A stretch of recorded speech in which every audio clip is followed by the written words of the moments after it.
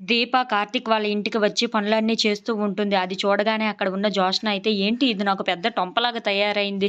దీనికి ఎలాగైనా సరే బుద్ధి చెప్పాలి" అని చెప్పేసి అయితే దీప దగ్గరకు వెళ్తూ ఉంటుంది. ఇంతలో అక్కడ ఉన్న దీపని చూసి, "ఏంటి దీప, ఇవన్నీ పనులు చేసి మా బావ దగ్గర మార్కులు కొట్టేసి తనకు దగ్గరవుదాం అనుకుంటున్నావు కదా" అని చెప్పేసి అయితే అంటూ ఉంటుంది. ఆ మాటలు వినగానే అక్కడ ఉన్న దీప అయితే, "జోష్న, నువ్వు ఎక్కువ మాట్లాడుతున్నావు. కొంచెం తగ్గి మాట్లాడితే చాలా మంచిది.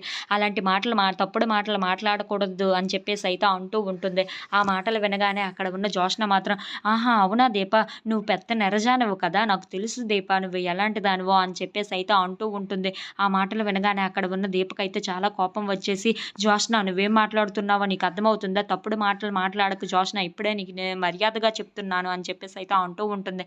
ఆ మాటలు వినగానే అక్కడ ఉన్న జోష్న మాత్రం, "అవును, నువ్వు పెద్ద నెరజానవి, ఒకళ్ళు కాకపోతే ఇంకొకళ్ళు" అని చెప్పేసి అయితే చాలా గట్టిగా అంటూ ఉంటుంది. ఆ మాటలు వినగానే అక్కడ ఉన్న దీపకైతే చాలా కోపం వచ్చేసి జోష్న మీదకి చెయ్యి అయితే వెతుతూ ఉంటుంది. అది చూడగానే అక్కడ ఉన్న జోష్న అయితే ఒక్కసారిగా షాక్ అయిపోయి చాలా కంగారు పడిపోతూ ఉంటుంది. "ఏంటే, నువ్వే నా మీదకి చెయ్యెత్తుతావా?